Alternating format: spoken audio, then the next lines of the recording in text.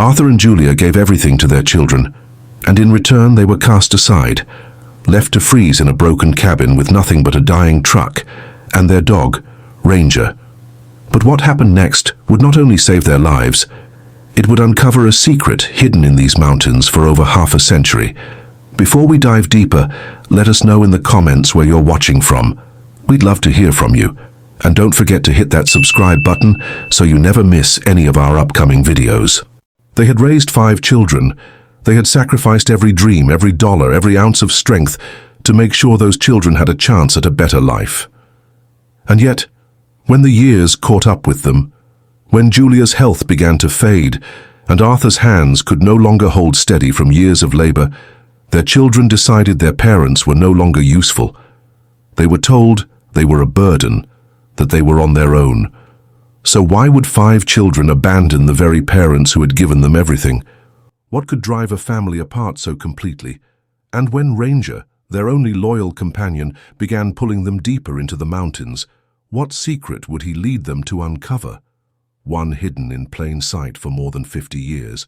How could a broken cabin, half buried in snow and nearly falling apart, somehow become their paradise? The answers would not come quickly, and they would not come easily. But as Arthur and Julia soon learned, some truths are only revealed when you've lost everything else. Long before the mountain cabin and the bitter cold nights, Arthur and Julia lived a life that many would call ordinary, but it was built on sacrifice. Arthur spent decades in factory shifts, his back bent over heavy machinery, his lungs thick with the dust of industry. Julia worked in the textile mills, her hands raw from hours at the looms, sewing and mending until her fingers ached. Together, they built a home in a quiet American town, the kind of place where neighbors still waved at each other across white picket fences. They raised 5 children under that roof, and every spare dollar was spent not on themselves, but on their family. College tuition, car repairs, mortgage payments when one of the kids fell behind. It was Arthur and Julia who stepped in, quietly covering debts, quietly giving up the little they had saved for retirement. Through it all, their bond remained unshakable. 47 years of marriage had weathered every storm, recessions, layoffs, illness, and even the long silences that come when love is tested by hardship. And then there was Ranger. He had been brought home as a pup, a gift from Arthur's late father, and over the years he had grown into something more than a dog. To Arthur and Julia, Ranger was a guardian, a constant shadow at their side, and though they did not yet realize it, the link to a destiny neither of them had imagined. But as their children grew older, the distance grew too. Phone calls became rare, visits even rarer. Holidays turned into obligations rather than celebrations. Their children, once eager for their parents' approval, now seemed impatient, dismissive, even embarrassed by Arthur's worn clothes and Julia's failing health. The words that once brought warmth now carried an edge. You need to think about what comes next. You can't live like this forever. And then came the final blow. One by one, the children gathered around a polished dining table, not to share a meal, but to make arrangements. Their parents, they said, could no longer manage on their own. A nursing home would be the safest choice. The house, already signed over, would be sold. Their belongings, sorted, packed, discarded. It was a betrayal wrapped in the language of concern, but Arthur and Julia could hear the coldness beneath every word. As the papers were shuffled, as signatures were demanded, Arthur's eyes drifted to an old yellow document he had kept folded deep in his wallet. A mining claim deed, passed down from his grandfather. He gripped it tightly, his voice low, almost a whisper only Ranger could hear. We'll see if we're really finished. And with that, the fate of Arthur, Julia, and Ranger began to shift toward the mountains, toward the cabin, and toward a discovery that would rewrite their story forever. The night they arrived at the cabin, the mountains greeted them not with welcome but with warning. Arthur's old truck groaned as it crawled up the final stretch of icy road, headlights sweeping across a valley that seemed abandoned by time itself. What loomed before them was not a home, but the skeletal remains of one. Its roof half collapsed, its windows shattered, and its walls scarred by decades of wind and snow. The cabin, promised as part of the inheritance Arthur's grandfather had left behind, looked less like refuge and more like a tomb. Julia's breath caught as she stepped from the truck, her frail body shivering against the gust of cold air. "This is what they gave us?" she whispered, her voice thin with disbelief and sorrow. Her words carried more than disappointment. They carried the weight of betrayal. Arthur tried to steady himself, forcing resolve into his voice, but the truth pressed hard against him. The supplies in the truck bed were meager: some canned food, a worn blanket, a lantern low on oil. Julia's health was worsening with each mile, her lungs strained, her steps growing slower, and here they stood in front of a ruin, instead of a safe haven. The storm clouds above thickened, heavy with snow, their descent inevitable. Only Ranger seemed undeterred. The old dog bounded forward, circling the perimeter of the cabin, his paws crunching against the frozen ground. His nose pressed to the earth, his ears sharp to every sound the wind carried. He was not just exploring, he was guarding. Arthur noticed it immediately, the way Ranger's posture stiffened as he paused near the tree line, his body tense, his gaze fixed on the darkness between the pines. Inside, the cabin smelled of rot and forgotten years. The walls groaned with each blast of wind, the floorboards brittle under Arthur's boots. He placed Julia near the hearth, though no fire remained, and wrapped her trembling hands in his own. He forced a smile, whispering that they would make it work, that they always had. Yet outside, the storm crept closer, and with it came a silence too heavy to ignore. Ranger growled low, his eyes never leaving the black line of the forest. Something was out there, something he had sensed long before Arthur or Julia ever would. The cabin might have been falling apart, their children might have left them with nothing, but Ranger knew what the darkness held, and soon Arthur and Julia would learn it too. The first days inside the cabin were a test of endurance.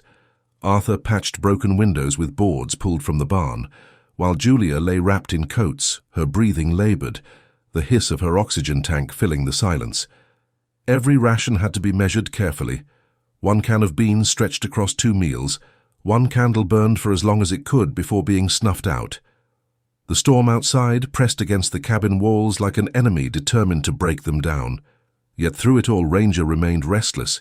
He paced the floor, scratched at the dirt near the hearth, and pressed his nose to a corner of the sagging foundation. On the third night, when Julia's cough grew harsher, and Arthur considered turning back, abandoning Ranger if he had to, just to drive Julia to town, the dog barked sharply and bolted outside. Arthur followed, his breath freezing in the air, his boots sinking into the snow. Ranger led him behind the cabin to a patch of earth where the snow seemed uneven, where something man-made lay hidden beneath. Clawing at the drift, Ranger uncovered the rotting outline of a wooden door buried into the ground. Arthur's hands shook as he pried it open, and the stale air of another century rushed out. A root cellar. Inside, shelves lined the stone walls, and to Arthur's disbelief, they were not empty. Dozens of glass jars, sealed and preserved, still stood intact. Vegetables, jams, even dried meats, waiting in the dark for someone who might need them. Beside them lay a propane heater, dented but functional, and on the doorframe, carved deep into the wood, were 3 letters, A.W., Arthur's grandfather's initials. It was as if the man had known that one day his grandson might return. Arthur carried a jar to Julia, who cried softly as she turned it in her trembling hands, whispering that it was a miracle. But Arthur could not shake the unease. Who had stocked this cellar? Was it his grandfather preparing for a future he'd never see? Or had someone else kept it alive, waiting for them? The nights stretched on. Julia's oxygen tank hissed weaker with each hour, and Arthur's mind raced with impossible choices. Was it better to risk everything and leave the mountain, or stay and hope this place could sustain them? Ranger, meanwhile, began to act differently. He refused food, turning away from the meals Arthur offered. Instead, he sat in the doorway, his eyes locked on the mountain's shadow, as if listening to a call only he could hear. And then came the moment Arthur could no longer ignore. Ranger rose, his body rigid, and fixed his gaze upward. Arthur whispered to himself, unsettled by the truth forming in his chest. He wasn't sick. He was waiting. But for what? Ranger's strange behavior grew impossible to ignore. One morning, as the snow eased and the sky cleared, he bounded from the cabin door, pausing only to glance back at Arthur and Julia, as if demanding they follow. At first, Arthur resisted. Julia was weak, her tank nearly spent. But Ranger's urgency was unlike anything he had ever seen. With Julia leaning on his arm, step by step, the answer Arthur knew waited somewhere in the mountains. But as Ranger lifted his head and stared beyond the rocks, it became clear. This was only the beginning. Until suddenly the trees gave way to a Life hollow on the rock. mountain began to change. rising With like each smoke passing from the day, earth the itself, cabin that was a once stood thin as a veil skeleton of steam. failure was reborn under Arthur's hands. heart raced. He Tucked scavenged between beams jagged from the stone, barn, untouched cut by the timber frost, from the surrounding was a forest, pool of water. and slowly Its the surface roof rippling no with longer warmth in the sagged. dead of winter. Windows were patched, Julia the was hearth the first roared to with leave. fire, and for the Her first hands time shook since as they she had been slipped off her abandoned, shoes warmth and lowered her returned, swollen feet into the not just to spring. the cabin, The but to effect was Arthur and immediate. Julia The themselves. pain that had haunted her joints Julia's for years transformation eased, was her nothing breath short of steadied, remarkable. and for the first time The in spring's weeks, waters colour soothed her returned to her pain, cheeks. strengthened her breath, Tears welled in and her returned the eyes as she spark that her whispered children she had would assumed breathe was again. gone forever. Arthur, She walked with speechless, Arthur only along the grip her ridge, shoulders, no longer his bound heart to her pounding chair, with both relief her voice and fear. carrying laughter that had What not been was this heard in place? years. It was She called Julia the who place their noticed the second small chance, tin box though Arthur lodged knew it between was the more than rocks. that. It was a Rusted, gift but they still had been intact. chosen to find. Inside, And lay a always, worn leather there was journal, Ranger. its pages yellowed The old but dog legible. seemed tireless, The handwriting was unearthing unmistakable. forgotten tools It belonged buried to beneath Arthur's the snow, grandfather, nosing at EMTT caches Whitlock. Arthur's grandfather had left As Arthur behind, turned the fragile guiding them pages, toward his resources eyes exactly widened. when they were needed most. Sketches of the spring It was filled as the if book, Ranger alongside carried with him the detailed memory notes. of generations, He wrote of bringing fulfilling a Ranger's duty ancestor, passed down another through loyal blood and hound, to loyalty. these very waters. Yet even as During they the bitter found joy winter, in their new half a life, century a earlier. shadow lingered. There was even What a if their photograph, children returned, grainy and black not and with white, apologies or showing the old remorse, dog standing but with proudly beside greed? the same steaming Arthur pool. often wondered what would Arthur read happen aloud if word one of the line that spring struck him spread like a beyond prophecy. these ridges. The mountain Would his keeps family its arrive, secrets for demanding those what who they need once them cast most. aside?